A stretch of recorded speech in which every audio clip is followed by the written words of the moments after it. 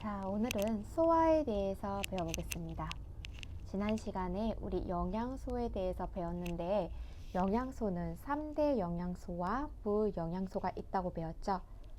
3대 영양소라는 것은 우리 몸의 에너지원으로 사용이 되기도 하거나 아니면 우리 몸을 구성하는 데 사용이 된다고 했고, 부영양소는 이런 주 영양소처럼 에너지는 사용이 되지는 않지만 우리 몸을 구성하거나 혹은 우리의 인체 생리작용을 조절한다고 배웠습니다. 오늘 배울 내용은 바로 이 소화인데요. 우리 몸에 들어온 영양소를 잘게 쪼개서 흡수까지 하는 일, 바로 이 모든 것을 가르쳐서 바로 소화라고 합니다. 그러면 오늘 소화 바로 들어가 보겠습니다. 소화라는 것은, 자, 다시 한번 적어 보겠습니다. 음식물에 들어있는 영양소를 세포가 흡수하기 위해 작게 분해하는 과정인데요. 물질과는 다르게 인간의 몸을 구성하고 있는 것은 세포라고 했습니다. 그리고 이 세포는 매우 작죠. 그래서 이 세포가 흡수할 수 있을 만큼 영양소의 크기를 작게 분해하고 그리고 이 분해된 영양소를 흡수하는 전 과정을 바로 소화라고 합니다. 음식물에 들어있는 영양소를 세포로 흡수하기 위해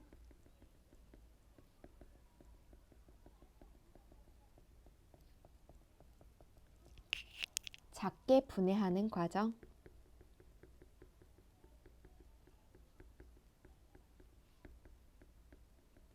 바로 이것이 소화입니다. 소화에는 사실 두 가지의 종류가 있는데 하나는 기계적 소화고 다른 하나는 화학적 소화예요. 기계적 소화라는 것은 물리적인 힘을 가해서 이렇게 씹으면은 음식물이 입속에서 잘게 조각이 나게 되겠죠. 바로 이것을 기계적 소화라고 하고요. 화학적 소화라는 것은 위액이나 혹은 이자액 같이 이 안에 들어있는 소화 효소를 통해서 화학적으로 다른 물질로 만드는 것을 바로 화학적 소화라고 합니다. 3대 영양소인 탄수화물, 단백질, 지방은 반드시 이 화학적 소화가 필요한데요.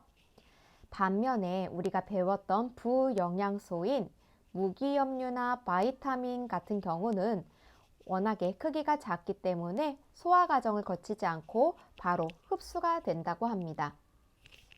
그렇다면 이 소화를 담당하고 있는 개는 바로 소화계가 되겠죠.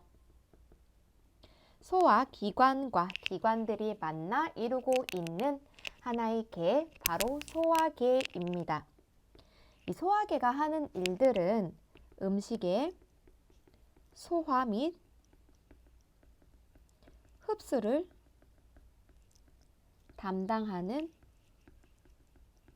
기관들의 모임입니다.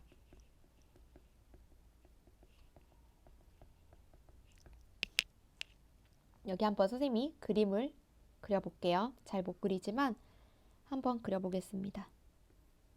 사람의 입, 목이고요.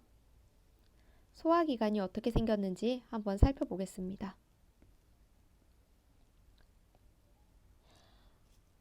자, 먼저 우리가 음식을 먹게 되면은 어디로 먹나요? 입으로 먹죠. 여기 입이 있고요. 입에서 침이 분비되는 이곳을 바로 침샘이라고 합니다. 소화계를 한번 살펴보는 겁니다. 입에서 씹은 음식물은 바로 이곳 식도를 통해 첫 번째로 위로 흘러가게 됩니다. 여기에는 바로 간이라는 장기가 있는데요. 간에서는 이제 앞으로 더욱 자세하게 배울 거지만 쓸개즙을 생성을 합니다. 하지만 간에는 저장 공간이 없기 때문에 쓸개즙은 간 옆에 있는 쓸개에 저장이 됩니다. 위에 있던 음식물이 점점점 내려가서 소장으로 가게 됩니다.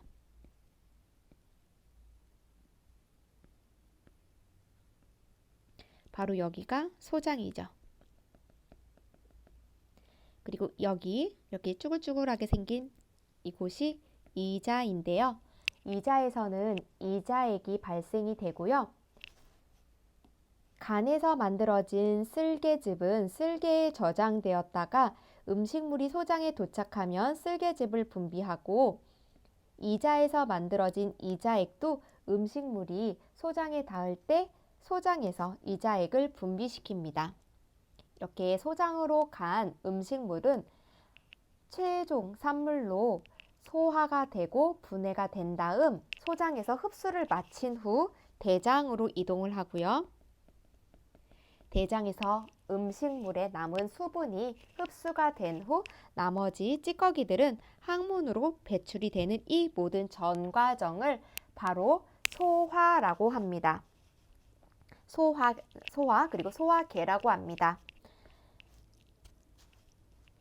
자, 그러면 이걸 1번이라고 하고 2번 소화기관을 한번 살펴볼게요.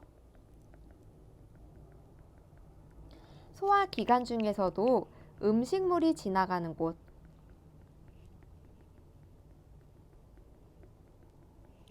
처음에 입에서 음식물이 들어오면 씹어서 삼킨 다음 식도로 가겠죠. 식도로 간 음식물은 다시 위로 가서 소화를 시킨 후에 소장으로 보내지고요. 마지막으로 대장을 통해 물이 흡수가 되면서 항문으로 배출이 됩니다. 두 번째로 소화액이 분비되는 곳은 쓸개즙이 만들어지는 간, 이자액이 만들어지는 이자, 그리고 소장에서도 분비가 되는데요. 뭐 소장도 있고요. 그리고 위에서도 소화액이 분비가 됩니다. 물론 입에서도 되겠죠? 등등 여러 가지들이 있습니다. 소화 과정에 대해서 알아보겠습니다. 소화 과정은 입에서부터 항문으로 배출되기 전까지 대장까지 한번 알아볼 건데요. 첫 번째, 입에서의 소화부터 알아보겠습니다. 입에서의 소화 첫 번째, 침샘에서는 탄수화물의 주성분인 녹말을 분해하는 소화효소죠. 아밀레이스를 분비합니다. 침샘에서 녹말을 분해하는 아밀레이스를 분비합니다. 여기서의 소화효소는 아밀레이스가 되겠죠? 녹말은 탄수화물의 주성분이다 라고 생각을 하면 될 것 같아요. 그래서 녹말은 분해가 되면 이렇게 한번 생각을 해볼까요? 밥을 우리가 처음 먹을 때는 단맛이 나지 않는데 입안에서 씹으면 씹을수록 밥이 단맛이 나는 이유가 바로 아밀레이스에 의해서 녹말이 몇 당으로 바뀌기 때문이에요. 우리 포도당은 단당류라고 해서 이렇게 생겼고 얘가 두 개가 되면 이당류라고 해서 엿당 이런 게 있고 더 여러 개가 이렇게 만나면 녹말이 된다고 했잖아요. 여기서 아밀레이스를 통해서 이렇게 끊어준다고 생각을 하면 돼요. 끊어줬더니 이당류인 엿당이 입에서 다 분해가 되겠죠. 근데 사실 입에서 모든 녹말이 엿당으로 분해되는 것은 아니에요. 일부의 녹말만 입에서 엿당으로 분해가 됩니다. 소화효소 한번 써볼게요. 침에 있는 소화효소인 아밀레이스에 의해서 녹말이 엿당으로 됩니다. 아마 아밀라제라고 공부한 친구들도 있을 거예요. 뭐 옛날에 공부한 친구들 아밀라제라는 말 많이 썼죠? 아밀라제와 아밀레이스는 표기법은 똑같습니다. 이렇게 쓰는데 아밀라제는 독일어 발음이고요. 아밀레이스는 영어식 발음입니다. 그 차이뿐이에요. 자, 그래서 입에서는 소화액인 침이 나오는데 이 침은 침샘에서 분비가 됩니다. 그래서 입에 음식물이 들어오면 침에 있는 아밀레이스에 의해서 녹말이 엿당으로 분해된다입니다. 자, 다음은 입에서 소화된 음식물을 식도를 통해서 삼킨 후에 들어오는 바로 두 번째 위에서의 소화를 알아보겠습니다. 위에서의 소화. 위에서의 소화인데요. 이 위는 수많은 주름으로 되어 있는데 음식물이 들어오면 이 주름이 펴진다고 합니다. 위에서 발생되는 소화액은 위액이 있는데요. 이 위액에는 펩신과 염산이 들어 있습니다. 우리 염산 어떻게 배웠어요? 2학년 1학기 물질의 구성에서 이 염산의 성분은 굉장히 산성이고 산을 녹일 수 있을 만큼의 강한 산성을 띈다고 했는데 바로 우리 위 속에 들어있는 이 위산이 굉장히 산성이 강한 물질입니다. 위샘에서 펩신과 염산 혹은 위산이라고 합니다. 위산이 들어있는 위액을 분비합니다. 즉, 위액 안에는 펩신과 염산인 위산이 있는데요. 이 펩신은 소화 효소고요. 염산은 소화를 도와주는 역할을 해요. 위에서는 특히 단백질이 소화가 되는데 이렇게 생각을 해볼까요? 이 펩신이라는 거 우리 치킨 단백질로 되어 있잖아요. 치킨 시킬 때 콜라 같이 오죠. 이 콜라 이름이랑 비슷하지 않나요? 그래서 단백질이랑 이 콜라를 먹을 때 같은 게 마치 단백질을 먹을 때 소화를 잘 시키라는 의미에서 이 콜라 이름을 쓰지 않았나 생각이 돼서 한번 찾아봤는데 그건 아니더라고요. 근데 그렇게 같이 연관을 시켜줘서 생각을 하면 좋을 것 같아요. 위에서는 단백질을 소화시킬 수가 있는데 이 단백질을 소화시키는 것이 바로 이 펩신이라는 소화 효소다. 그래서 단백질이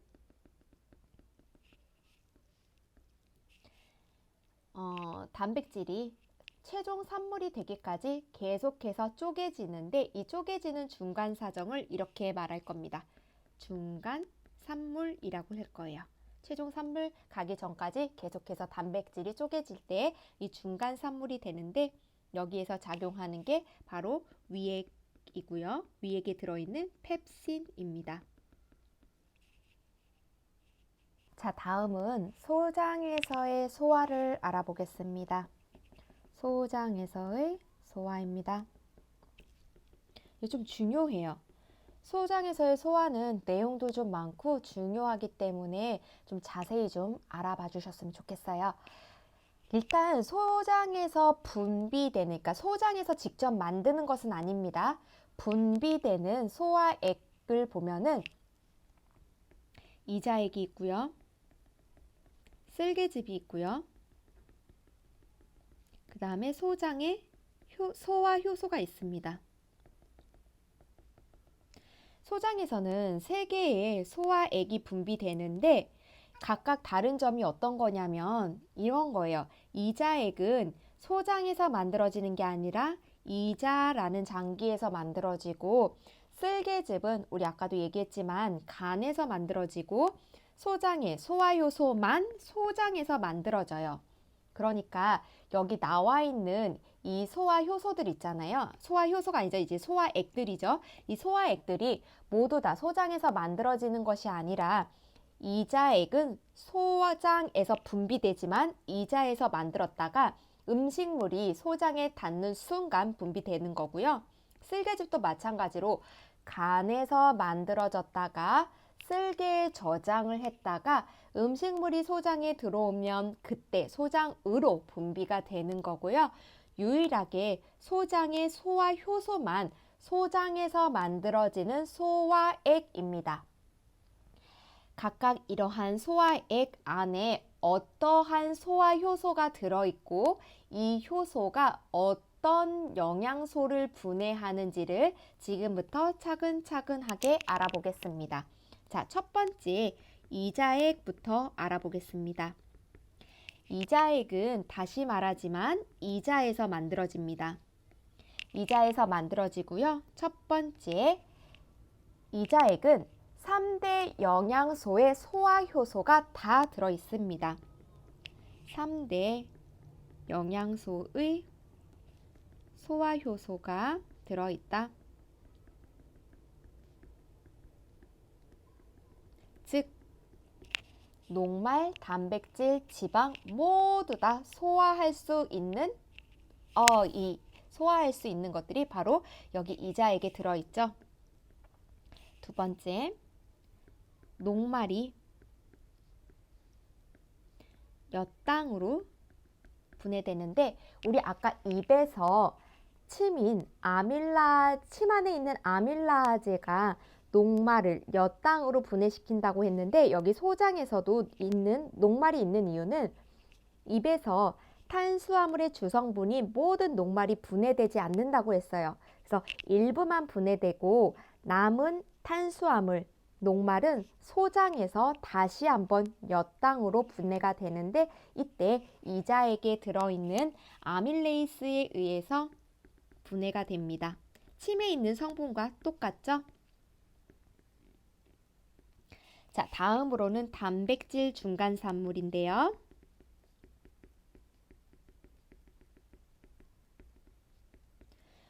처음 단백질을 먹으면은 입에서 소화되는 게 아니라 위에서 펩신에 의해서 단백질이 분해가 돼서 중간산물이 된다고 했는데 이 중간산물이 소장에 들어와 이자액에 있는 트립신이라는 소화효소에 의해서 다시 한번 단백질 중간산물, 더 작은 중간산물로 분해가 됩니다. 다시 한번 단백질은 위에서 한번 소화가 됐죠. 펩신에 의해서 단백질 중간산물로 분해가 됐는데 이 단백질 중간산물이 소장에서 다시 한번 이자액에 있는 트립신이라는 소화효소에 의해서 다시 한번 중간산물이 됩니다.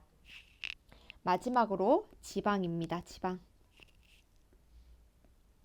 지방은요, 두 가지로 최종 산물로 분해가 됩니다. 소장에서 최종 산물로 분해가 되는데, 자, 지방산과 모노글리세리드입니다. 모노글리세리드. 뭐에 의해서? 라이페이스에 의해서. 지방은 이자액에 들어있는 라이페이스에 의해서 지방산과 모노글리세리드로 분해가 된다고 합니다. 선생님이 이거 외우는 거 좀 고민을 해봤어요. 어떻게 해야 이거 소화액과 영양소들이 외울 수 있는 방법이 있을까 했는데 조금 말은 거칠지만 이렇게 상상을 해봤습니다. 선생님이 남자친구랑 싸웠습니다. 싸웠을 때 이렇게 한번 싸울 수 있지 않을까? 이런 걸로 싸울 수 있지 않을까? 하는 생각으로 한번 만들어 봤는데 보세요. 조금 유치하고 억지스럽지만 외우는데 조금 도움이 될 거예요. 라이페이스 뭐 같아요? 뭔가 거짓말한 얼굴 같죠? 라이페이스로 온 남자친구를 보니까 이런 마음이 들었습니다. 남자친구가 거짓말을 하면서 나는 집에서 그냥 단톡방에서 놀았다고 거짓말을 한 남자친구한테 선생님이 이야기를 하는 거죠. 거짓말을 하는 듯한 얼굴에 남자친구한테 하지 마. 단톡방에서 놀았다고? 이렇게 선생님이 반문하는 거. 한번 이렇게 외우면은 조금 이자액에 있는 3대 영양소의 소화 효소까지 외우는데 도움이 되지 않을까요? 다음은 소장이 직접 분비하는 소장의 소화 효소를 보겠습니다. 소장의 소화 효소입니다. 즉 이자액은 소장에서 분비가 되는 거지만 소장에서 만드는 게 아니라 이자라는 장기에서 만들어진다고 했는데요. 소장이 직접 만드는 소화효소인데요. 이 소화효소는 소장의 안쪽 벽을 구성하고 있는 상피세포에서 이렇게 만들어진다고 해요.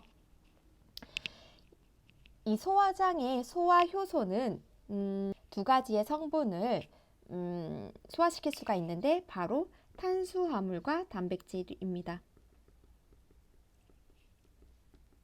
탄수화물과 단백질을 분해하는 효소입니다.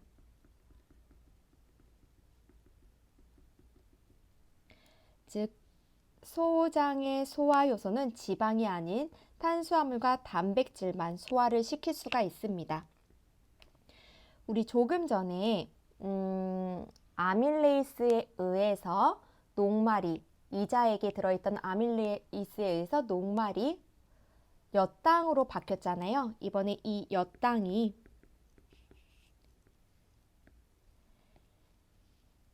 탄수화물 소화효소에 의해서 포도당으로 바뀝니다. 탄수화물의 주성분이었던 녹말이 아밀레이스에 의해서 엿당이 되고 최종적으로 탄수화물 소화효소에 의해서 포도당으로 바뀝니다. 자, 다음으로는 단백질인데요. 단백질은 위에서 단백질 중간 산물로 바뀐 이후에 그리고 다시 한번 이자액에 들어있던 트립신에 의해서 중간 산물이 더 작은 중간 산물로 되고 단백질 중간 산물은 이번에는 단백질 소화효소 의해서 최종 산물인 아미노산으로 됩니다. 소장의 소화효소는 이름이 비교적 외우기 쉽죠. 탄수화물을 소화시키는 효소인 탄수화물 소화효소가 있고 단백질을 소화시키는 단백질 소화효소에 의해서 엿당이었던 것은 최종 산물인 포도당으로 단백질 중간 산물이었던 것은 최종 산물인 아미노산으로 됩니다. 자, 그렇다면 마지막으로 우리 쓸개즙을 볼까요?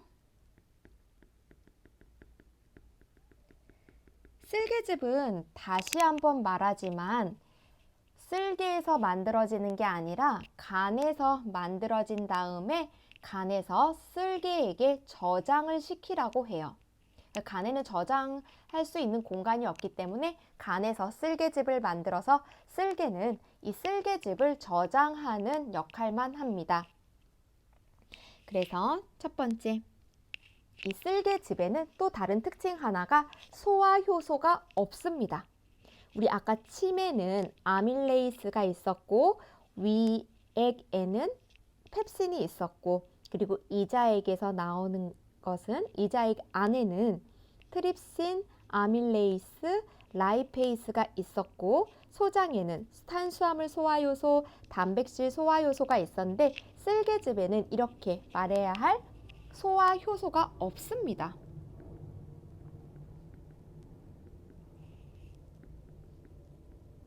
대신에 이 쓸개즙은 지방의 소화를 돕는데요.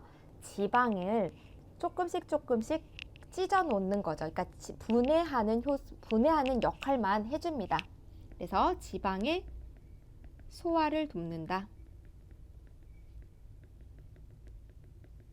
다시 한번 쓸개즙에는 소화효소 없습니다.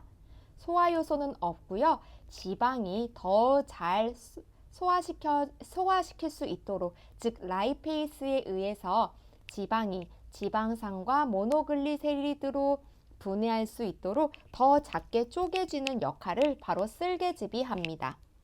그래서 지방은 이렇게 얘기를 해볼게요. 쓸개즙에 의해서 지방 중간 산물로 된다. 더 작게 쪼개진다 라는 뜻이겠죠? 이렇게 된다고 해요. 그래서 이렇게 중간 산물이 된 지방은 이자액에 있는 라이페이스에 의해서 지방산과 모노글리세리드로 최종 산물이 되는 것입니다. 자, 지금까지 입에서부터 소장까지의 모든 소화 과정을 알아봤는데요.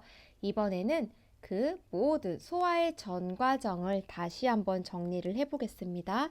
소화의 전 과정입니다.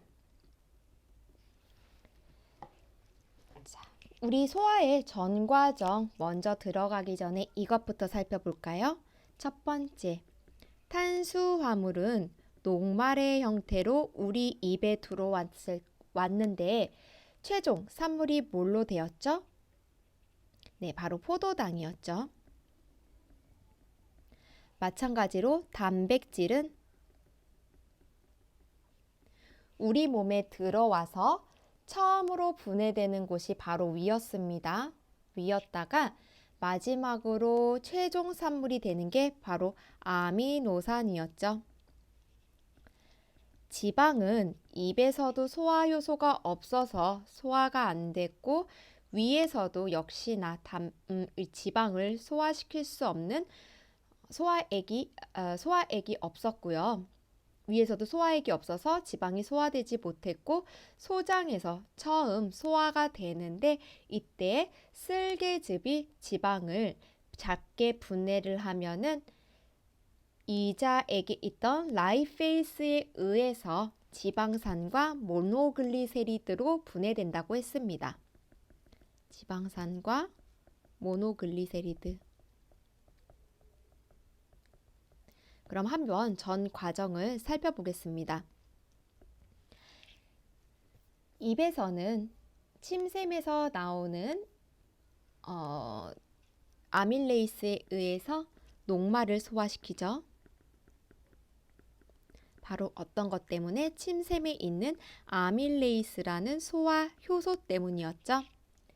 자, 식도에서는 음식물이 이동만 합니다.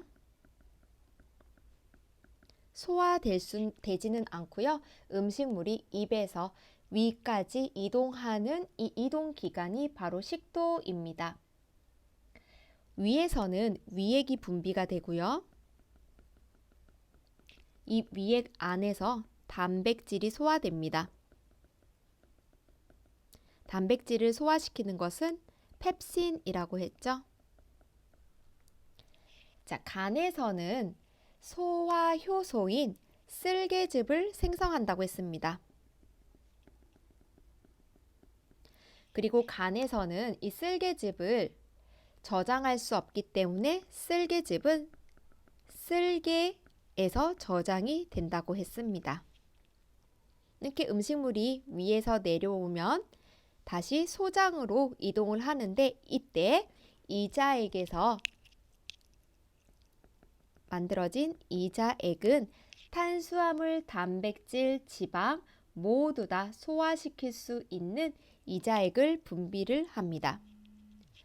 소장으로 분비를 시키는데요. 여기서 소장에 들어오면은 소장은 모든 세 가지의 3대 영양소 탄수화물, 단백질, 지방을 소화시키고 있습니다. 탄수화물, 단백질, 지방 모두 소화를 시킬 수가 있고요. 그리고 영양소도 흡수합니다. 그리고 소장에서 분비되는 소화 효소가 있었는데 단백질 소화 효소요. 탄수화물 소화 효소가 있었습니다. 탄수화물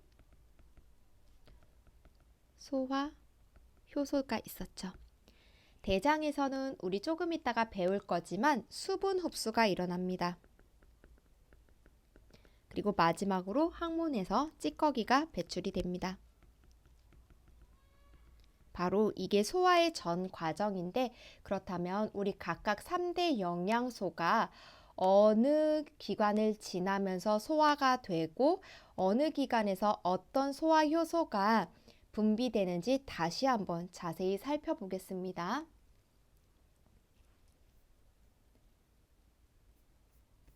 자, 소화의 전 과정이고요.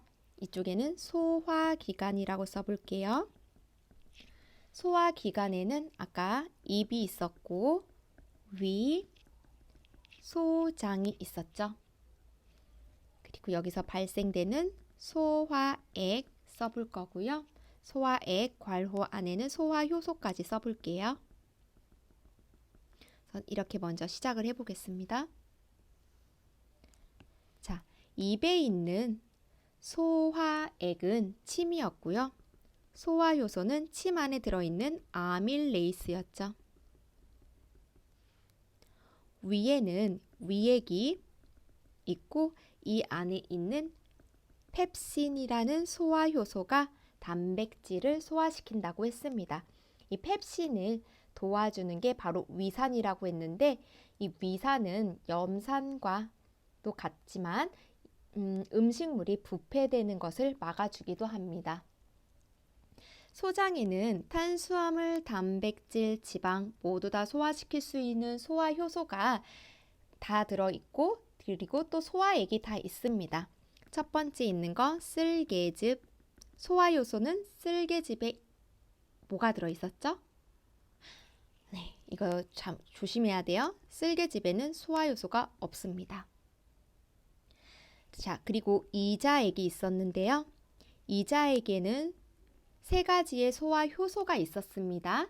탄수화물, 단백질, 지방 모두 다 소화시킬 수 있었는데 아밀레이스, 녹말을 엿당으로 바꾸기는 아밀레이스가 있었고요. 그다음에 트립신, 이것은 단백질 중간산물을 더 작은 단백질 중간산물로 바꾼다고 했고요. 지방을 지방산과 모노글리세리드로 분해하는 라이페이스가 있다고 했습니다. 소장에서 직접 분비되는 소장에 소화효소가 있었어요. 소장의 소화효소는 두 가지인데 탄수화물을 소화시키는 탄수화물 소화효소, 그리고 다른 하나는 단백질을 소화시키는 단백질 소화효소가 있었습니다. 자, 그러면 탄수화물은 녹말의 형태라고 했는데요. 이렇게 알아볼게요. 탄수화물은 입에서, 잠시만요.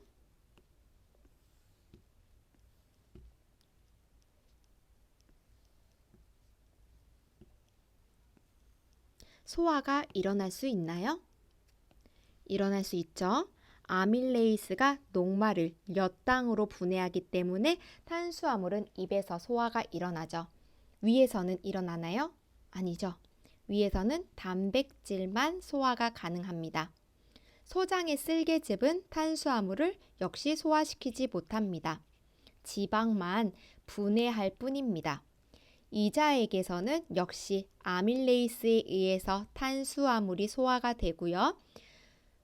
입에서 다 소화되지 못한 녹말이 다시 한번 아밀레이스에 의해서 엿당이 되고, 소장의 소화효소에서는 탄수화물 소화효소에 의해서 엿당이 포도당으로 변합니다. 즉 탄수화물의 최종 산물은 포도당이 되죠.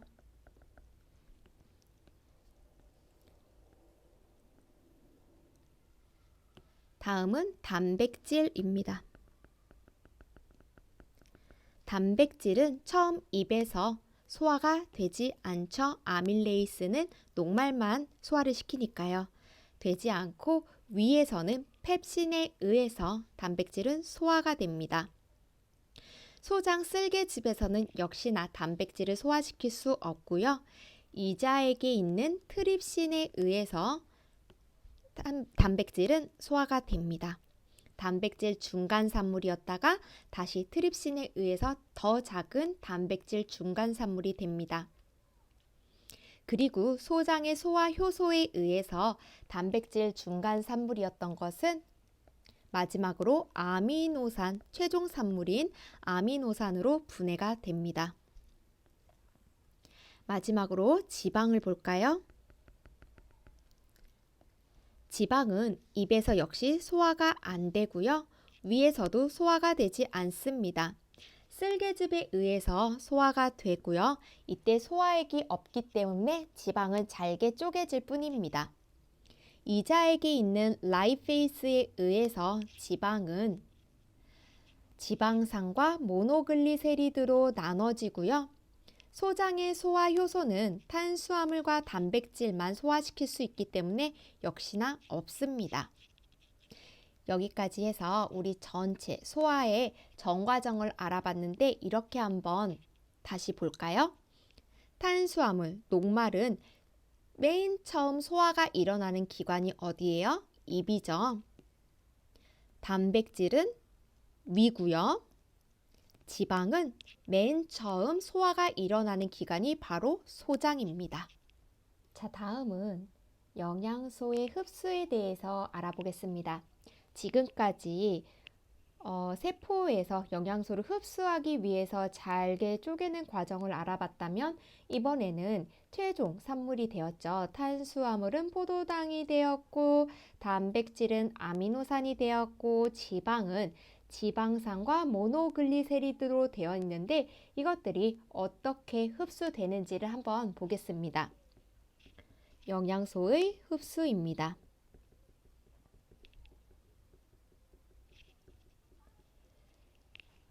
소장에서 모든 탄수화물, 단백질, 지방은 최종 산물이 되고 그리고 여기에서 바로 흡수가 됩니다. 최종 산물은 소장에서 흡수된다.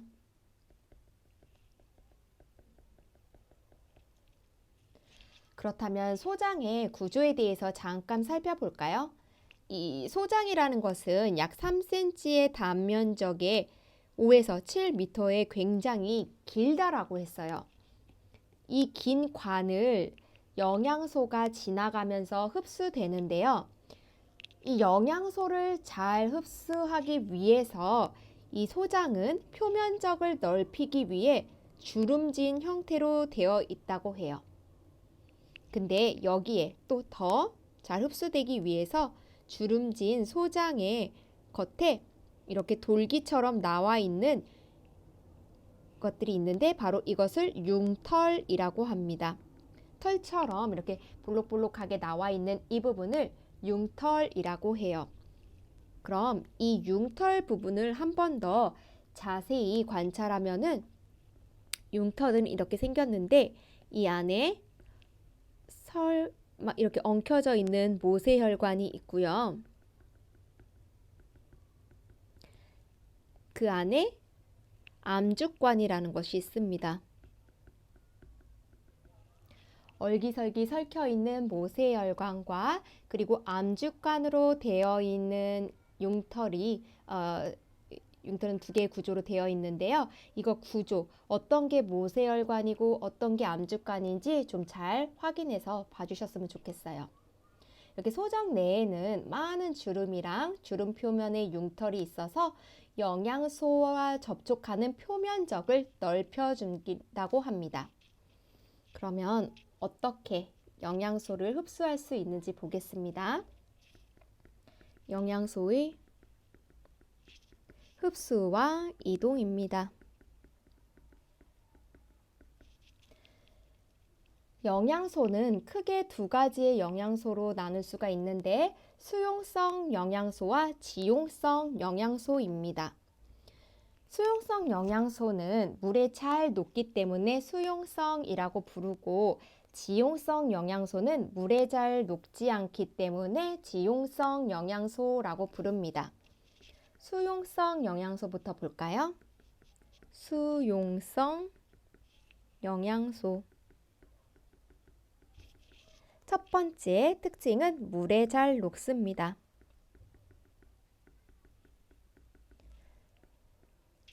그리고 종류에는 포도당, 아미노산, 무기염류, 바이타민이 있는데 바이타민 중에서도 B와 C가 바로 수용성입니다. 자, 다음은 흡수를 알아보겠습니다. 이 수용성 영양소는 융털의 모세혈관에서 흡수가 됩니다.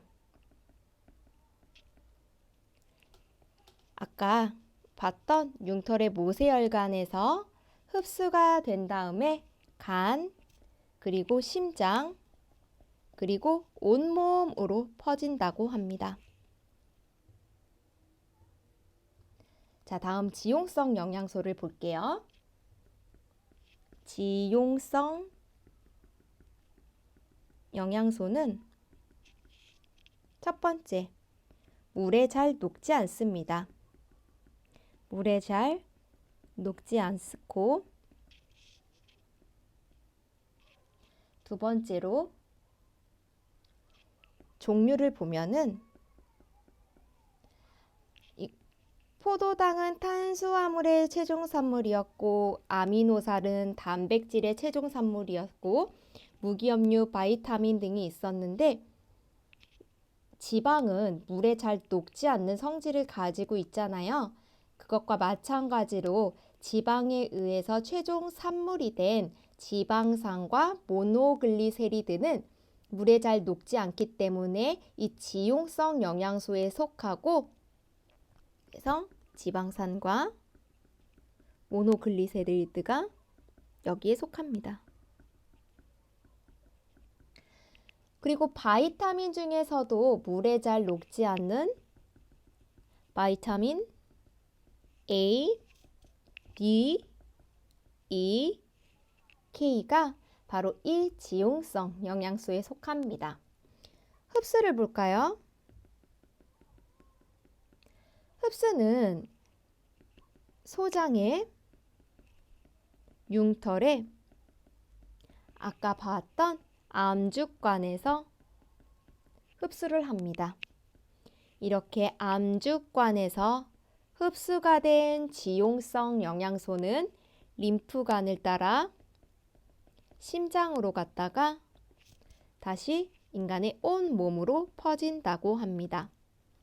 자, 그래서 지금까지 소장에서 소화가 돼서 모든 탄수화물, 단백질, 지방이 최종 산물이 되는 것을 알아보았고, 그리고 소장에서 일어나는 흡수까지 알아봤죠.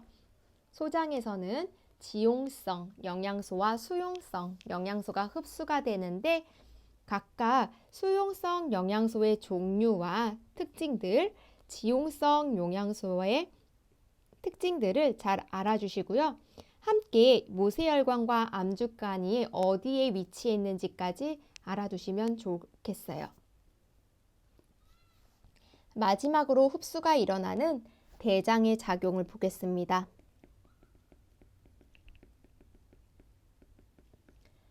대장에서는 영양소의 흡수는 일어나지 않고요.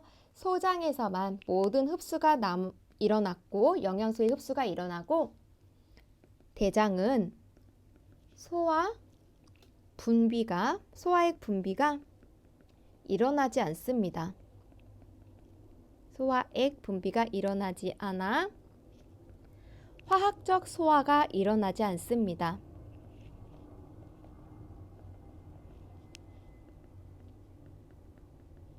즉, 위나 혹은 소장에서는 입에서도 마찬가지였죠. 탄수화물이나 단백질이나 지방을 소화할 수 있는 소화액을 분비했지만 대장에서는 이러한 소화액이 분비되지가 않습니다. 대장에서의 흡수는 오로지 수분만 흡수하고요. 음식물 찌꺼기는 대변으로 배출이 됩니다. 바로 여기까지가 우리 알아봤던 소화의 전 과정입니다. 자, 이번에는 우리 두 가지 실험을 같이 한번 살펴볼 건데요. 우리가 보고 있는 책 16페이지에 나와 있는 영양소 검출입니다. 자, 이 실험은 영양소가 어떤 검출액에 의해서 변화가 생기면서 어떤 식품 안에 들어있는 영양소를 알아보는 실험인데요. 쌀 음료가 있고요. 식용유가 있고 우유가 있습니다. 우리 이것부터 다시 한번 살펴볼까요? 아이오딘, 아이오딘화 칼륨은 무엇을 알아보는 지시약이었죠? 녹말이었죠. 녹말, 청람색. 베네딕트는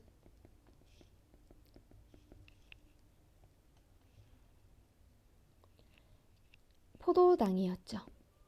포도당 혹은 당류였습니다. 그리고 선황적색이었죠.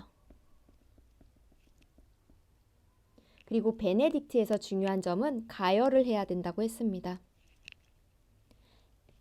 다음은 뷰렛 반응인데요. 뷰렛 반응은 단백질을 알아보는 반응이었고요. 단백질을 알아보는데 단백질이 보라색으로 변한다고 했습니다. 마지막으로 수단쓰리인데 수단쓰리는 지방을 알아보는 실험이라고 했습니다. 지방 선홍색이 되는 실험이었죠. 자, 쌀 음료 이거를 1번, 2번, 3번, 4번이라고 했을 때 1번, 2번, 3번, 4번. 쌀 음료는 아이오딘 반응만 일어났으니까 여기를 플러스라고 체크를 해보고요. 그 다음에 베네딕 반응도 일어났네요. 플러스. 식용유는 수단만 일어났고요. 우유는 아이오딘, 아이오딘한 칼륨을 제외한 베네딕, 뷰렛, 수단 반응이 모두 다 일어났습니다. 이걸 통해 쌀 음료는 녹말과 당류가 들어있다는 것을 알 수가 있었고, 식용유는 지방, 우유는 포도당 혹은 당류라고 해볼게요. 그리고 단백질, 그리고 지방 모두가 들어있다는 것을 알 수가 있죠. 자, 그러면 스스로 한번 문제를 풀어보고 채점까지 하는 거 해보겠습니다. 자, 두 번째는 치매 작용이라는 실험입니다. 다음 17페이지입니다.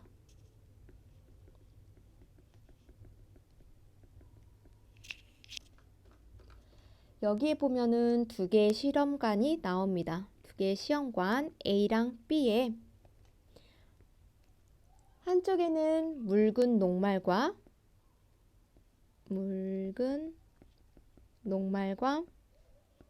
증류수가 있고요. B라는 실험관에는 묽은 녹말과 침 용액이 들어 있습니다.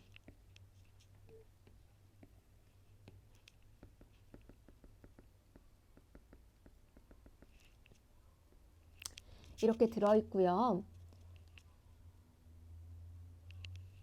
여기는 또 35도씨에서 40도씨에 물에 담가 놓았다고 해요. 가열시켜 놓은 거겠죠. 자, 그 다음에 아이오딘화 반응을 해봤대요. 아이오딘화 칼륨. 그 다음에 베네딕 반응을 했다고 합니다.